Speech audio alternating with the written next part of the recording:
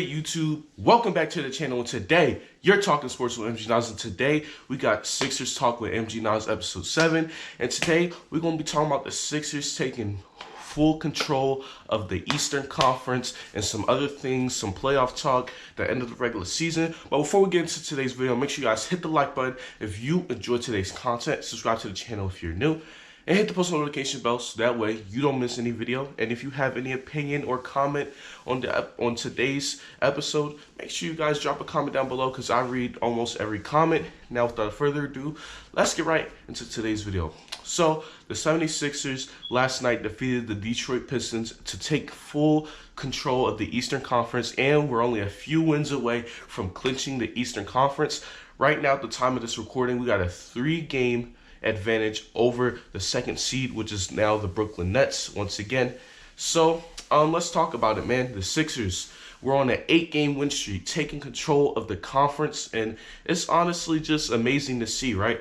I remember something similar to this a few years ago where we went on like a 15-game win streak to close out the season. So this is what this is reminding me of. We're closing out the season strong. And I know we do have the easiest schedule to end off the season out of any other NBA team. So this is kind of what was expected from us at the ending stretch. But this right here is perfect. We're playing good basketball. Some close games against bad teams like the Spurs and the Pelicans, but other than that, we handle business against the Pistons, handle business against the Rockets, and some other teams. And then we got a few games left though. We got a few games left. We got to finish this off strong, and we got to continue this win streak, man. So big win streak by the Sixers, and we taking control of the Eastern Conference, man. But the playoffs, man. The playoffs. It's almost here, man. The playoffs is on the 22nd. I believe the play-in tournament starts on the 18th. The Sixers won't be in the play-in tournament this year because we're all the way up at the 1 seed.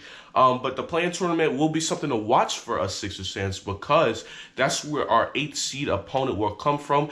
And a lot of Sixers fans, if y'all been paying attention to the rest of the NBA, it's looking like we could face the Washington Wizards. And I don't think we're going to lose to whoever is the 8th seed. I'm pretty sure we're going to beat them in the 4 or 5 games. But the Wizards, the way they're playing right now, I think they can maybe sneak 1 game against us. But, you know, I'm very optimistic. We're probably just going to sweep them and get them out of here. But the Washington Wizards, man, if y'all Sixers fans who doesn't watch other NBA teams, if y'all looking for who we could potentially play, I think right now the highest potential is the Washington Wizards, the Indiana Pacers, or the Charlotte Hornets. Those 3 teams I'm not really like terrified of. Also, too, the Boston Celtics, man, that might be a second round matchup. And I know Sixers fans, we want to play the Celtics this year in the playoffs, man. If that could potentially be a second round matchup, if the Celtics win their first round matchup, I believe the Celtics are the 7th seed, but if the Celtics can jump up to the 6th or 5th seed, win their first playoff matchup and face us in the second round, I know Sixers fans, we wanted to knock out the Celtics so bad, man. So let's hope the Celtics kind of climb up a couple of seeds so that way we can play them. But the 5 through like 7 seed in the Eastern Conference is wide open. Tomorrow or the next 2 days, the Celtics could be the 5th seed, Miami could be the 5th seed, whoever.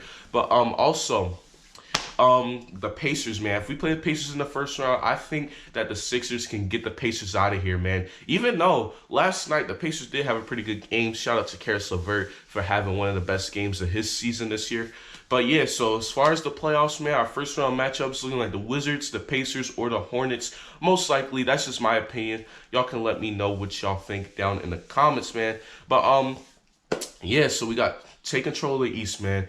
We about to see who our playoff matchup is. But let's talk about some other teams in the Eastern Conference who we could be facing deeper in the playoffs. And I'm talking about the Milwaukee Bucks and the Brooklyn Nets, man. I want to talk about these 2 teams, man, because I got a question on my live stream yesterday. Shout out to Corrupt for joining yesterday. A comment from Josh, I believe he asked me, was, am I more scared of the Bucks or the Nets? And if the Nets are healthy, I think you will obviously be more scared of the Nets. But the Bucks, man, the Bucks being on a 5 or 6 game winning streak, I don't know exactly, but the Bucks being on a big win streak right now is huge, man. And the Bucks or Nets right now are fighting for that 2nd seed. And the reason why that's a little critical for the Sixers is because, man, it's going to be interesting. Because if the Nets are the 3rd seed, all the talk of the Brooklyn Nets being the top team, the #1 seed, will all go away. and just seeing the Bucks kind of starting to fight with them for the second seed, it's kind of interesting, man. Because last time I checked, like last time I really like looked at the Bucks before this big win streak they've been on, they were the third seed, and I thought it was gonna be the Nets as the second seed. But obviously now the Bucks are fighting, so that's gonna be interesting now. So y'all let me know what y'all think in the comments. Are y'all more scared of the Bucks for the 76ers to face in the Eastern Conference playoffs, or are you guys more scared of the Nets? Honestly, I mean, as long as the Nets are healthy, you have to fear them, and you have to fear the scoring ability of the Brooklyn Nets. But yeah, man, so it was great to see, and another thing I want to say before we close this mini episode of Sixers Talk with MG Nas out is let's talk about Shake Milton a little bit, man. Shake Milton, he had a really disappointing game against the Pelicans, and I see his minutes starting to decrease. Now, yesterday, when Ben Simmons and Seth Curry, when those guys were out, you seen Shake Milton. I would expect him to see him in the starting lineup when those two guys are out, but instead, I believe it was Matisse Thybulle and Tyrese Maxey getting starting minutes. I want to know what's going on with Shake Milton. I still love Shake Milton. He's still a really good player.